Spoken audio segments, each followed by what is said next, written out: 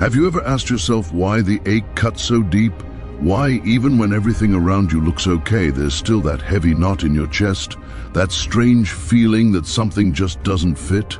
Maybe you've tried every trick in the book, sitting in silence, taking advice from friends, hiding the hurt behind a practiced smile. Yet the pain sticks to you like a shadow that never leaves. I'm going to share something most people won't dare tell you. The bulk of your suffering doesn't come from the outside world. It comes from inside. From the parts of you that you push away, from the corners of your mind you'd rather not light up. Carl Jung, one of the giants in psychology, once said, "What you do not bring to consciousness returns as fate." That's exactly what's happening. Life keeps putting the truth in front of you, but you look the other way. You drown it out with scrolling, shopping, rushing into one hollow relationship after another. You tell yourself the pain will fade, but it doesn't, does it? Because pain doesn't want to be ignored, it wants to be understood. This isn't another piece of candy-coated self-help. I'm not here to hand you tidy slogans or magic hacks. I'm here to stir you, to push you to face what you hide even from yourself. Give me a few focused minutes and I'll show you why the suffering feels endless and how it can stop, not with gimmicks but with clear sight. Maybe right now you feel like you're at rock bottom. Maybe you're holding it together on the outside yet screaming inside. Or maybe you've simply learned to function with pain sewn into your everyday life. Whatever your situation, there's a hard truth. The hurting lasts only because you haven't had the nerve to look straight at its roots. Jung spent his life charting that dark ground, the human soul. He knew only those who wade into their own darkness can meet real light. If you're willing to walk there with me, I can promise one thing. By the time we stop today, you will not see yourself, your pain, or your freedom in the same way. You think the misery comes from your boss, your partner, empty pockets, the pressure to meet everyone's expectations. Sure, all of that weighs on you, but the pain that freezes you, the ache that lingers even in silence, starts when you break away from who you really are. Jung believed the biggest tragedy is living a life that isn't yours, and that's what you've been doing. Since you were small, you were taught to fit in, to be approved of, to follow the script. Step by step, you drifted from yourself.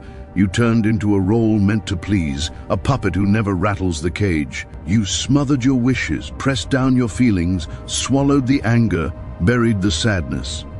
Now you carry a nameless hurt, one that doesn't shout but quietly eats at you. This is the pain of disconnection, the pain of looking at your own reflection and no longer knowing who stares back. You've grown comfortable in the costume handed to you, yet your soul feels the lie.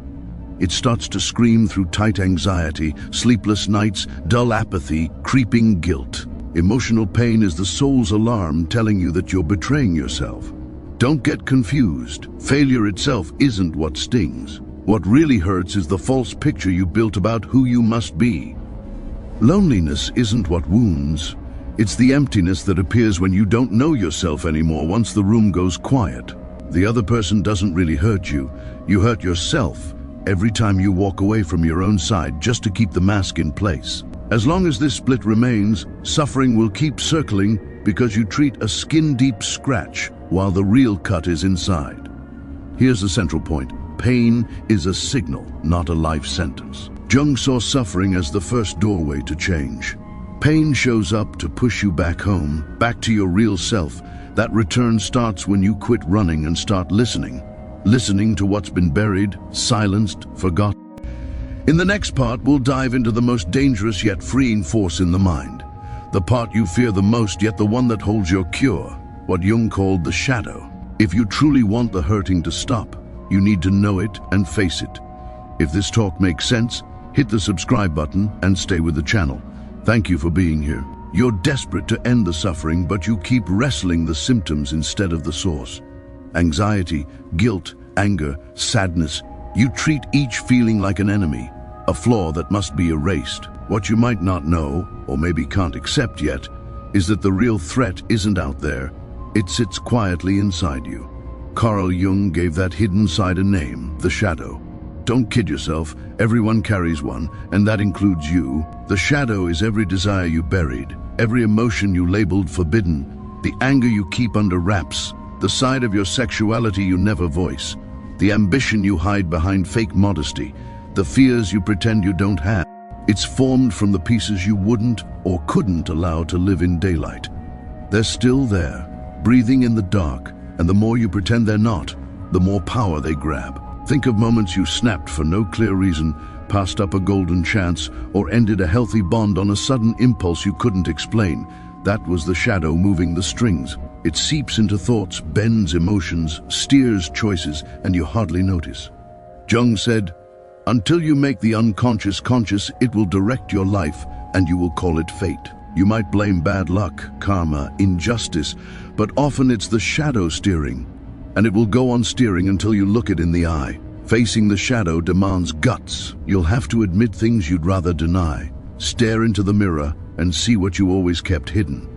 You'll need to drop the victim story and accept there's a monster inside you. Yet that monster is human, and it is you. Here's the key. The shadow isn't your enemy. It's a part of your soul that got locked out. Like any exiled child, it only wants to be noticed, heard, welcomed back, and woven into the whole. You've already met the shadow and felt its presence. Jung did not believe in getting rid of the shadow. He believed in embracing it, in turning it into strength, into awareness, into power, because what you reject weakens you and what you integrate sets you free. Now that this hidden part is standing in front of you, the real test begins. Seeing the truth is just the start. Acting on that truth is what changes your life. The next stretch on this path asks you to step into a kind of courage few people choose. A courage that is messy, raw, and sometimes downright painful. Most of us spend our whole lives polishing the mask, playing the good student, or the good worker, or the peacekeeper, hoping it will buy us love or at least keep conflict away. Jung was clear that the journey back to the self moves through a road that only a handful ever travel, and that courage is not the lack of fear, it is taking a step while your knees are shaking. You will need to cross your private hell with eyes wide open, knowing you cannot control every twist. You will have to admit that part of your suffering is fed by your own choices and by the stories you keep telling yourself. So what does it look like in daily life to face the unconscious? First, it means listening to the body you keep trying to override, that dull ache in your stomach when you sit with the wrong crowd, that tight band that wraps around your chest when you agree to something that shrinks you, that deep exhaustion that drags you down every time you paste on a cheerful grin. All of that is your inner world trying to rescue you, not punish you. The body will shout when the mind pretends everything is fine. Courage here is simple but fierce. Give honest attention to every signal instead of numbing it with another scroll, another cup of coffee, another fake laugh. Start small. Jot down dreams when you wake up. Notice the tiny things that set you off balance during the day. Trace the patterns that have looped for years. Same argument, same type of friend, same self-doubt. Each time life knocks you sideways, there is a coded message underneath. The unconscious speaks in pictures, in symbols, in sudden moods. Your job is to slow down enough to decode it, not by forcing answers, not by judging what you find, but by keeping your eyes and ears open and letting the clues land. One practice stands out for digging beneath the surface, deep writing. Sit down with a notebook when the house is quiet and write as though you're confessing the things you swore you'd never say. Put on the page the feelings that embarrass you, the anger you've hidden, the secret urges that scare you, the disappointment you pretend isn't there. When those thoughts leave the safety of silence, they shrink, they lose their grip.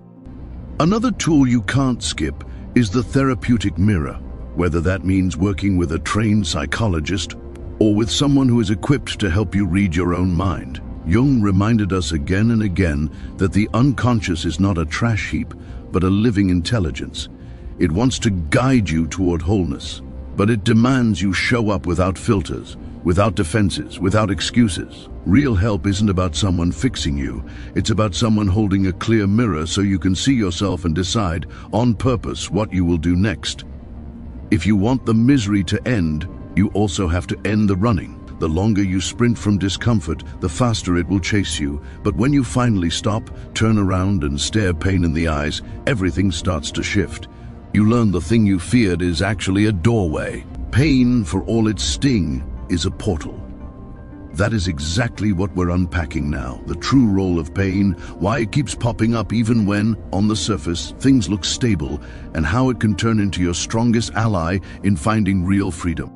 Most people burn their whole supply of energy trying to erase pain. They swallow pills at the first hint of unease, dive headfirst into streaming marathons, jump from one shallow romance to the next, rack up likes and nice comments, all to dodge feeling what hurts. Yet the harsh truth nobody likes to face is simple. As long as you treat pain like a weed to cut down, it will spring back thicker. Pain is not here to be wiped out, it is here to be heard. Jung viewed suffering not as a glitch in the system, but as a call to transformation. Pain is a flare saying, something deep inside you is cracked and wants your attention. It is the soul's alarm siren yelling, this can't go on. Every pang carries data. Every wave of dread is a code waiting to be cracked. When you stop treating pain like an enemy and start treating it like a guide, the whole map of your life changes.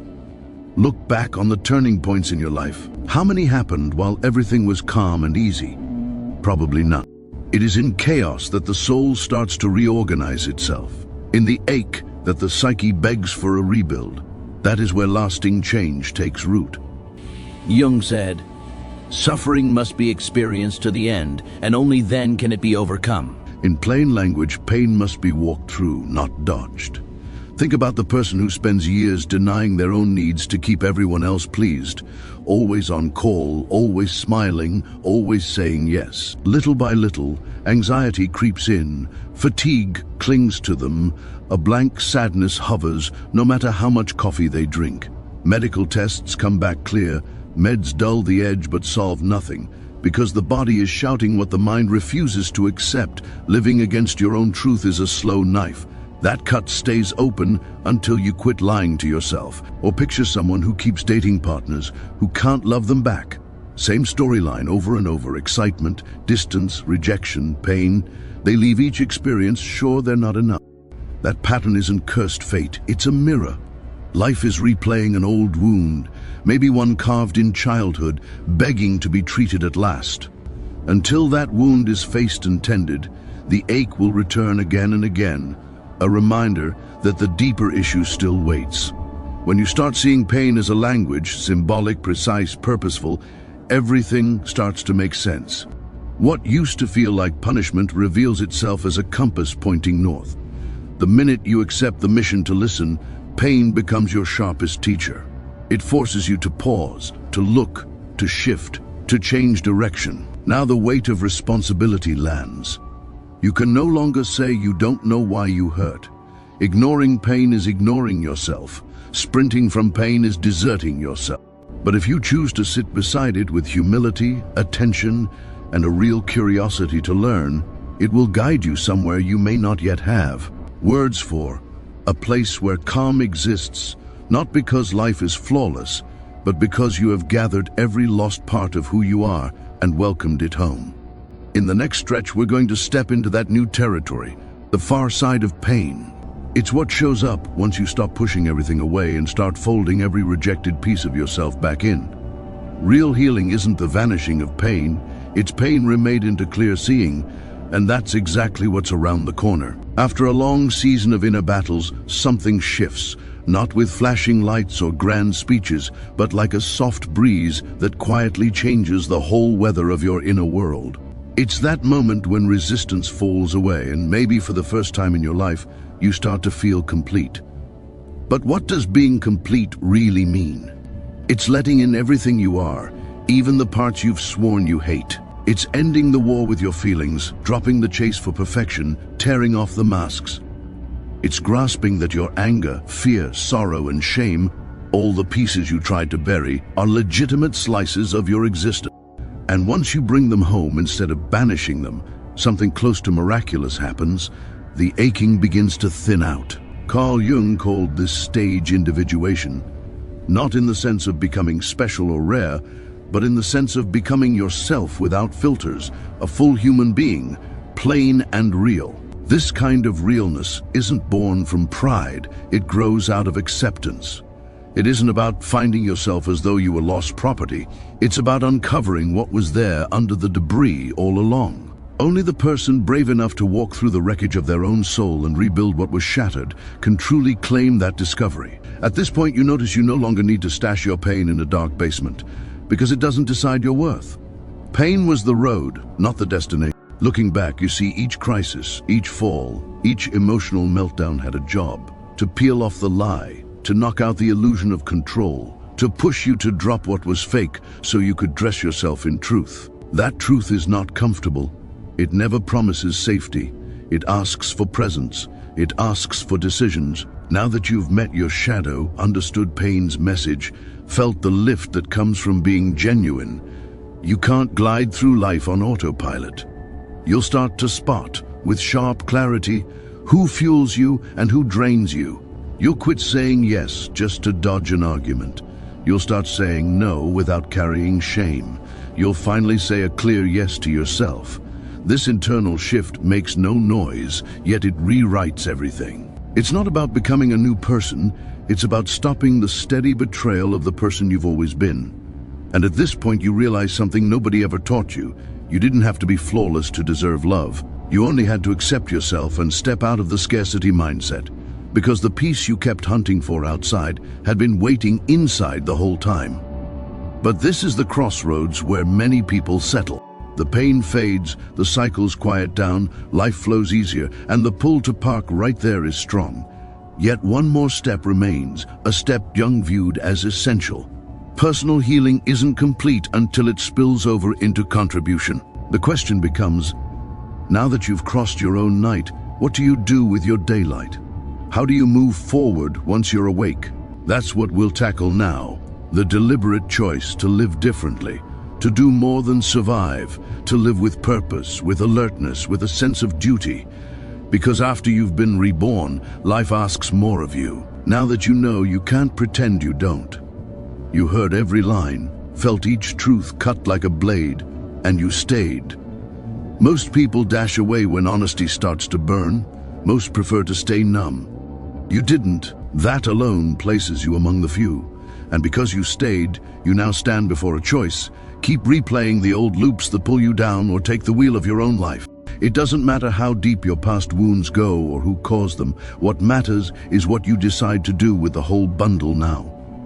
Years of pain can turn into raw strength. The hollow space you tried to stuff with anything and anyone can become a rich silence. The scars etched by trauma don't have to cage you. They can mark the start of your biggest freedom. Yet grasp this crucial point. The awareness awakened here carries a cost. Once you see, you can't unsee. Ignorance stops being an option you can lean on. You've been invited to operate on a higher plane, and that higher way of living demands responsibility. It asks that you stop undercutting yourself, that you refuse what falls below your standards, that you drop every old excuse and worn-out fear. You don't need to be at 100% readiness. Nobody ever is. What you need is a daily decision. Choose to live with eyes open. Meet your own gaze with firmness, kindness, truth, and most of all, act. Knowledge without motion is just another clever way to lie to yourself. Carl Jung pointed out that individuation, the process of becoming whole, unfolds over a lifetime. Maybe today was your first genuine stride on that road. Maybe for the first time you realized you aren't broken, you're in progress, under construction. The suffering you thought was punishment turned out to be a summons, a loud call from your own depths urging you to come back home. Now tell me, which part of this journey hit you the hardest? Which truth rattled you inside? Drop a comment below. Write it like a promise to yourself. Putting words to it anchors the insight, and who knows, your story might reach somebody walking the same path. If this video moved you, challenged you, woke you up, don't stop here. The next one picks up right where we're leaving off. I'll meet you there. Thanks for watching. We'll talk again in the next video. Until then, take care and goodbye.